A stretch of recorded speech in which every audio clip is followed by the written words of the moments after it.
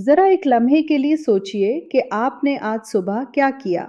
शायद आपने मीठा छोड़ दिया, निशास्ता कम कर दिया और खाने के बाद चहलकदमी भी की, जैसा कि हमेशा मशवरा दिया जाता है। लेकिन इस सब के बावजूद कमर के गिर्द जमी हुई वो चर्बी टिस से मिस नहीं होती। 60 के बाद बहुत से लोग बिल्कुल यही बेबसी महसूस करते हैं और अक्सर इसका कसूर अपनी कुव्वत इरादी को देते हैं। मगर मैं आपसे सच कहूँगी, अक्सर औक़ात मसला न आपके मेदे में होता है, न आपकी कुव्वत इरादी में। मसला एक ऐसे उज़्व में होता है जो खामोशी से आपको महसूस कराए बगैर अपना काम करता रहता है। आने वाले चंद मिनटों में मैं आपको ठीक-ठीक बताऊंगी कि उम्र बढ़ने के साथ चर्बी कम करना क्यों मुश्किल होता जाता है, और फिर एक सादा सा किसीले जायके वाला सुबह का मशरूब बताऊंगी जो किसी भी कुरियाना की दुकान से मिलने वाले 3 सस्ते अज्जा से 1 मिनट से भी कम वक्त में बन जाता है और जो आपके जिस्म को हाजमे के अमल में कुदरती तौर पर मदद दे सकता है। लेकिन मशरूब बताने से पहले आइए पहले इसकी वजह समझ लें, क्योंकि जब आप ये समझ जाएंगी तो फिर कभी नहीं भूलेंगी। मैं डॉक्टर सना तारिक हूँ, एक जनरल फिजिशियन, और 16 बरस से मरीज़ों का इलाज करते हुए ख़ास तौर पर 50 से ऊपर के लोगों के चेहरों पर मैंने यही बेबसी बार बार देखी है। जिगर हमारे जिस्म के उन आज़ा में से है जिनका हम सबसे कम ख्याल रखते हैं। हमारी ज़रा सी तवज्जो के बगैर भी ये हर लम्हे सैकड़ों काम अंजाम देता है। ये खून में से गुज़रने वाली चीज़ों को छानता है, हार्मोन्स के तवाज़ुन में हिस्सा लेता है और खून में शुगर की मिकदार को संभालने में मदद देता है। और एक किरदार ऐसा है जिसका कम ही जिक्र होता है, जिगर। इस बात में कलीदी हिस्सा रखता है कि आपका जिस्म चर्बी के साथ क्या सलूक करता है। जब जिगर सेहतमंद होता है तो वो चर्बी को ठिकाने लगाने और उससे फ़ायदा उठाने में मदद देता है।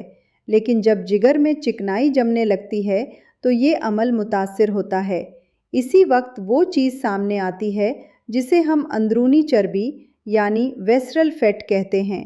ये जल्द के नीचे की ऊपरी चर्बी से मुख्तलिफ होती है। ये वो गहरी चर्बी है जो आज़ा के गिर्द जमा होती है और तहकीक में इसे सोजिश, इंसुलिन की मुज़ाहमत और कई ऐसे मेटाबॉलिक मसाइल से जोड़ा गया है जिनसे हम सब बचना चाहते हैं।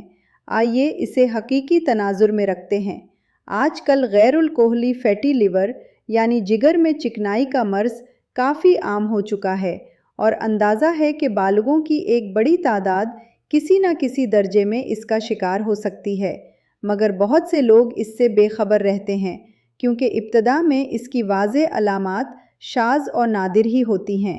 इसलिए अगर आपने अब तक अपने जिगर का मुआयना नहीं कराया तो अगली बार अपने डॉक्टर से इस बारे में पूछना बिल्कुल माकूल बात है। जिगर को बावर्ची खाने के एक अस्फंज की तरह तसव्वुर कीजिए। साफ अस्फंज पानी को अच्छी तरह जज़्ब करता है और आसानी से निचोड़ा जाकर दोबारा साफ हो जाता है।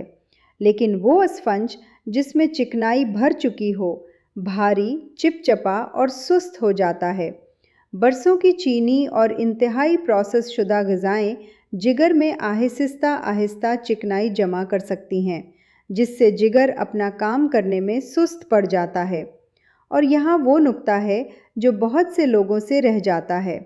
जिगर चर्बी को अकेले हज़म नहीं करता, वो एक ऐसे सयाल पर इन्हिसार करता है जिसे जिगर के खुलिये बनाते हैं और जो पित्ते की थैली में जमा होता है, और उसे हम सफ़रा यानी बॉयल कहते हैं।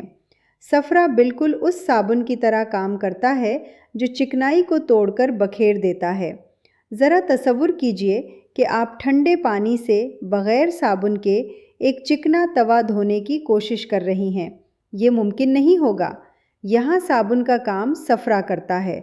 जब सफ़रा रवानी से बहता है तो चर्बी का हाज़मा बेहतर होता है, और जब सफ़रा की रवानी सुस्त पड़ जाती है तो चिकने खाने के बाद आप भारीपन और अफारा महसूस करती हैं। दिलचस्प बात क्या है ये कि किसीला यानी कड़वा जायका जो आप अपनी ज़बान पर महसूस करती हैं, कदीम ज़माने से हाज़मे के निज़ाम और उसकी रतूबतों, जिनमें सफ़रा भी शामिल है, کو متحرک کرنے سے جوڑا جاتا رہا ہے۔ زبان جب کڑواہٹ محسوس کرتی ہے تو ہاضمے کے نظام کو پیغام بھیجتی ہے کہ تیار ہو جاؤ۔ ہمارے بزرگ صدیوں تک اسی طرح جیتے رہے۔ کھانے سے پہلے وہ کوئی کسیلی چیز لیتے، تیز ذائقے والے ہرے پتے، تھوڑا سرکہ یا ڈینڈلائن جیسے جنگلی پودے۔ پھر ہم کڑوی غذاؤں سے دور ہوتے گئے اور اپنے دسترخوان میٹھے سے بھر لیے، اور پھر حیران ہوتے ہیں کہ ہمارا ہاضمہ پہلے سے بھاری کیوں ہو گیا ہے۔ اب میں آپ کو وہ مشروب بتاتی ہوں جس کا وعدہ کیا تھا۔ 3 اجزاء، 1 منٹ سے کم وقت اور بہت کم خرچ۔ پہلا جز ہے جنگلی ڈینڈلائن کی جڑ کی چائے۔ ڈینڈلائن کی جڑ ہی وہ کسیسلا جز ہے اور یہی پورے مشروب کی اصل ہے۔ روایتی جڑی بوٹیوں کے علم میں اسے ایک عرصے سے جگر اور ہاضمے کی مدد کے لیے استعمال کیا جاتا رہا ہے۔ ایسی چائے چنی جس میں کوئی اضافی ذائقہ نہ ہو، صرف خالص ڈینڈلائن کی جڑ۔ اسے گاڑھا بنائیں اور اس کا ذائقہ کڑوا رہنا چاہیے۔ یہی اصل بات ہے۔ اگر کڑواہٹ محسوس نہ ہو تو سمجھ لیں کہ آپ نے اسے کافی دیر تک نہیں پکایا۔ اگر آپ ٹی بیگ استعمال کر رہی ہیں تو 1 کے بجائے 2 ٹی بیگ آزمائیں۔ دوسرا جز ہے آدھے تازہ لیموں کا رس جو آپ چائے میں نچوڑتی ہیں۔ لیموں ایک تازگی بھری کھٹاس کے ساتھ ساتھ ایک اور ذائقے کا اشارہ بھی دیتا ہے جو ہاضمے کے احساس کو بیدار کرنے میں مدد دے سکتا ہے۔ اگر آپ چاہیں تو گرمیوں میں لیموں کا رس چھوٹے سانچوں میں جما لیں اور ایک ٹھنڈا کیوب چائے میں ڈال کر اسے ٹھنڈا کر کے پی سکتی ہیں۔ اگر آپ پورا لیموں چھلکے سمیت پیس کر استعمال کریں تو چھلکے پر باقی رہ جانے والی کیڑے مار ادویات کو کم کرنے کے لیے حتی الامکان نامیاتی لیموں چنیں۔ تیسرا جز وہ ہے جو بہت سے لوگوں کو حیران کر دیتا ہے، 1 کھانے کا چمچ ایکسٹرا ورجن زیتون کا تیل۔ جی ہاں، چائے میں تیل۔ اس کی وجہ یہ ہے کہ پتے کی تھیلی اس وقت تک صفرا زور سے خارج نہیں کرتی جب تک اسے چکنائی کی موجودگی کا احساس نہ ہو۔ کسیلے ذائقے کے اشارے کے ساتھ تھوڑی سی صحت بخش چکنائی ہاضمے کے نظام کو پیغام دیتی ہے کہ کھانا آنے والا ہے۔ اچھی طرح ہلائیں۔ اوپر تھوڑا تیل نظر آئے گا مگر یہ بالکل معمول کی بات ہے۔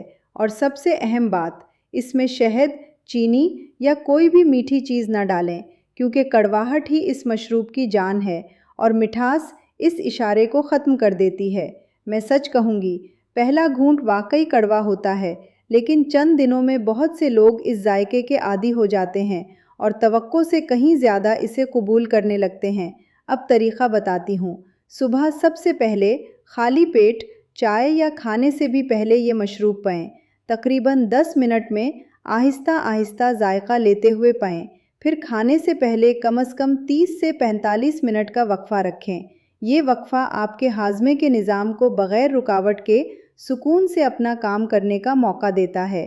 اسے روزانہ صبح 14 دن تک دہرائیں اور دیکھیں کہ آپ کا جسم کیسا محسوس کرتا ہے۔ اب میں آپ کو بالکل حقیقت پسندانہ انداز میں بتاتی ہوں کہ کیا توقع رکھیں۔ پہلے چند دنوں میں کچھ لوگوں کو پہلی صبح ہلکی متلی محسوس ہو سکتی ہے۔ یہ ممکن ہے۔ اگر ایسا ہو تو اگلے دن زیتون کا تیل آدھے چمچ تک کم کر دیں۔ بہت سے لوگ پہلے چند دنوں کے بعد محسوس کرتے ہیں کہ صبح کا اپھارا ہلکا ہو گیا ہے اور رفع حاجت زیادہ باقاعدہ ہو گئی ہے۔ دوسرے ہفتے میں آپ شاید صرف چائے پر انحصار کیے بغیر صبح زیادہ پرسکون اور مستحکم توانائی محسوس کریں۔ مگر یہ ذاتی تجربات ہیں جو ہر شخص میں مختلف ہوتے ہیں اور یہ سب کے لیے کوئی پکی ضمانت نہیں۔ میں دل سے ایمانداری سے یہ بھی کہنا چاہتی ہوں، یہ مشروب کوئی جادوئی حل نہیں ہے۔ یہ خود سے چربی نہیں جلاتا اور نہ ہی کسی خراب غذائی عادت کا متبادل بن سکتا ہے۔ اگر آپ کی روزمرہ خوراک انتہائی پروسیس شدہ کھانوں سے بھری ہو تو یہ مشروب کوئی قابل ذکر فرق نہیں ڈالے گا، کیونکہ آپ اب بھی وہی چیزیں جسم میں ڈال رہی ہیں جو اسے بوجھل کرتی ہیں۔ یہ ایک سادہ سی معاون عادت ہے جو اس وقت سب سے بہتر کام کرتی ہے جب آپ کی خوراک کی بنیاد درست ہو، یعنی اصلی غذائیں، سبزیاں، اچھا پروٹین اور صحت بخش چکنائیاں۔ اسے پوری حکمت عملی نہیں بلکہ ایک چھوٹا سا مفید اضافہ سمجھیں۔ ختم کرنے سے پہلے حفاظت سے متعلق ایک نہایت اہم بات، اگر آپ کی پتے کی تھیلی نکالی جا چکی ہے تو زیتون کا تیل ایک کھانے کے چمچ کے بجائے ایک چھوٹے چمچ سے شروع کریں۔ اگر آپ کو پتے کی پتھری ہے تو شروع کرنے سے پہلے لازماً اپنے ڈاکٹر سے مشورہ کریں، کیونکہ کسیلی جڑی بوٹیاں پتے کی تھیلی کی حرکت کو متحرک کر سکتی ہیں اور یہ بڑی پتھری والے افراد کے لیے موزوں نہیں ہو سکتا۔ اور اگر آپ خون پتلا کرنے والی ادویات یا جگر کی کوئی دوا لے رہی ہیں تو شروع کرنے سے پہلے اپنے ڈاکٹر سے ضرور مشورہ کریں، کیونکہ ڈینڈلائن بعض ادویات کے ساتھ تعامل کر سکتی ہے۔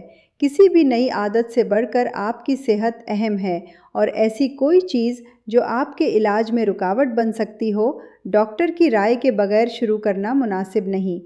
آئیے وہ بات دہراتی ہوں جس سے میں نے آغاز کیا تھا۔ کمر کے گرد جمی ہوئی ضدی چربی محض معدے کا مسئلہ نہیں ہو سکتی، بلکہ اس کا تعلق آپ کے جگر کی صحت اور چربی ہضم کرنے کے انداز سے ہو سکتا ہے۔ اب آپ وجہ بھی جان گئی، مشروب بھی اور طریقہ بھی۔ 3 اجزاء، تھوڑا خرچ، صبح کا 1 منٹ سے بھی کم وقت اور 14 دن کی پابندی، تاکہ آپ خود دیکھ سکیں کہ آپ کا جسم کیسا رد عمل دیتا ہے۔ اگلی ویڈیو میں آپ کو 3 سادہ غذائیں بتاؤں گی جو کریانہ کی دکان سے مل جاتی ہیں اور جنہیں میں جگر کی صحت کو طویل مدت تک سہارا دینے کے لیے تجویز کرتی ہوں۔ ان میں سے ایک شاید آپ کو حیران کر دے۔ اگر آپ 60 سال سے اوپر کے لوگوں کے لیے اس قسم کی صحت سے متعلق معلومات حاصل کرتی رہنا چاہتی ہیں تو چینل کو سبسکرائب کرنا اگلی ویڈیو آپ تک پہنچانے میں مدد دے گا۔ آخر میں ایک بات، یہ مواد صرف تعلیمی مقاصد کے لیے ہے اور طبی مشورہ نہیں ہے، اور اپنی صحت، خوراک یا ادویات میں کوئی تبدیلی کرنے سے پہلے اپنے ڈاکٹر سے مشورہ کریں۔